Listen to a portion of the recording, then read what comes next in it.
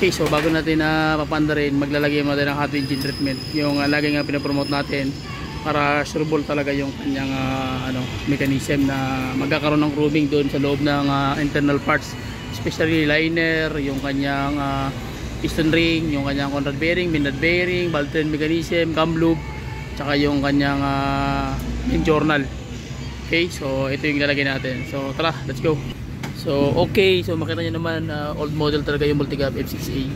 So ito yung kanyang ito yung kanyang ayan. So pakibukas nga Brad. So ilalagay natin to bagong overhauling unit para maganda talaga labanan. So i-chrome na lang nyo naman yung loob ng makina mo. So carbon 60. So hado po ito, hado engine treatment na industrial. So ilalagay natin yan para sureball na mag-chrome yung loob ng makina niya para madulas. Okay, so walang ibang yan, isang ganito lang sa mga multicab, isang ganito lang ilalagay natin. Okay, sa mga diesel naman dalawang ganito o 500 ml. Okay, so okay, yun lang yung mga basic pointers guys paano mag carbon chroming. Yan, hado super concentrate. Okay, so sige, start natin yung makina guys.